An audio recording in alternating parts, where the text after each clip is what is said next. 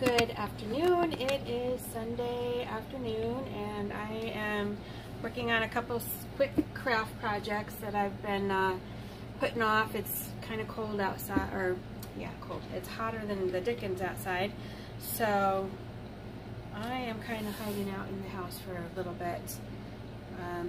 Being a redhead, I can't be out in the sun for very long. But if you don't know me, my name is Robin. I am your chocolate chair designer. I do this chocolate chair is a DIY high-end home decor company using transfers.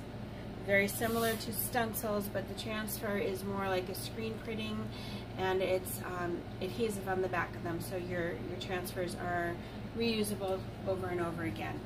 But I wanted to come on really quick and show you one of the things that I'm working on. I find these canvas bags.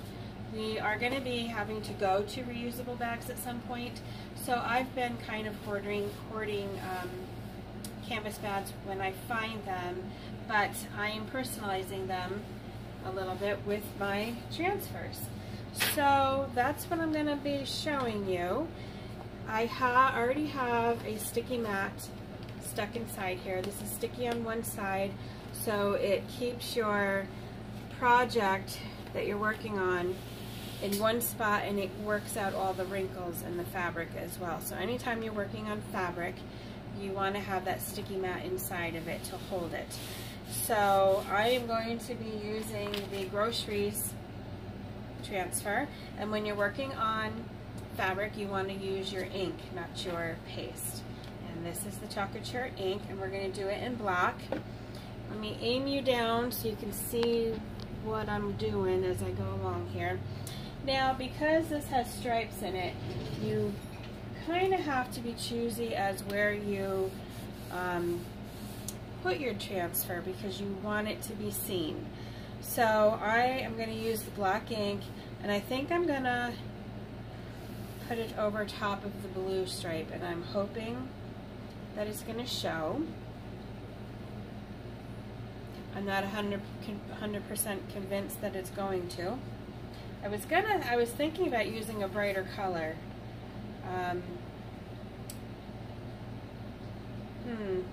What to do?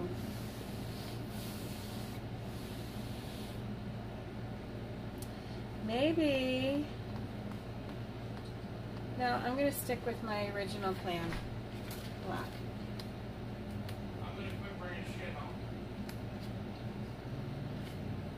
I'm recording.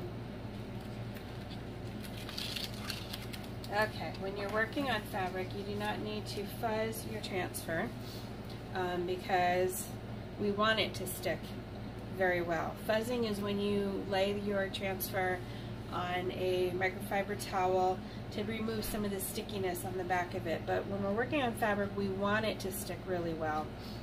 So let me see. I think I'm going to go right over top of that blue stripe, just like that. I'm going to place my transfer down and press it on down. Work out all of the air bubbles. And in case you didn't know, this is something that I just learned myself. The more you apply pressure, the more it's going to stick. I don't know if you can hear that, but that's the air bubbles getting worked out.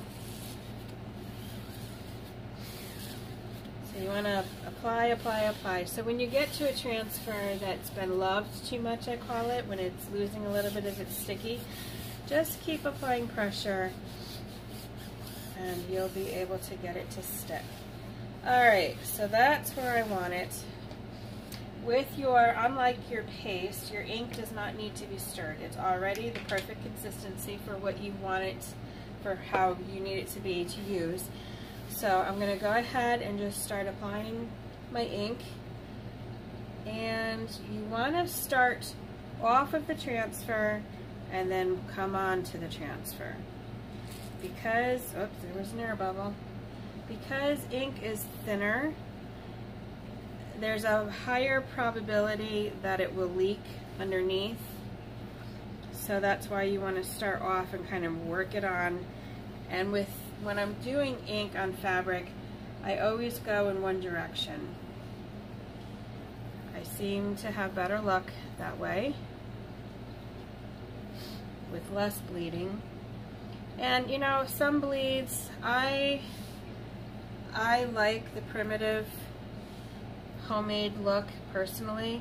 So, you know, sometimes when you get an imperfection, I'm not all that upset about it, because I think it just adds to the character. And it's a homemade product. It's not meant to look like it's manufactured on a machine. This is a homemade item, great for gift giving. I've already started my collection of reusable bags so that I don't have to worry when that law gets passed. Now when I'm working on fabric too, I always go over it a couple of times, because your first little layer of ink kind of gets absorbed into the fabric, and sometimes doesn't come out as deep as you want it to. So I go over it a couple of times, assuming that that first layer is getting absorbed in. Alright. Gonna remove any excess. Now when you're working with ink as well, you have a little bit more time to play than you do with the chalk paste. Ink doesn't dry as quickly as the chalk paste. So let me pull this off. Nice and slow.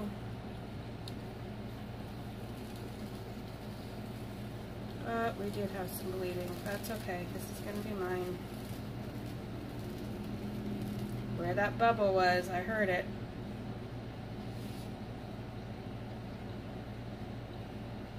Alright, going to set that aside.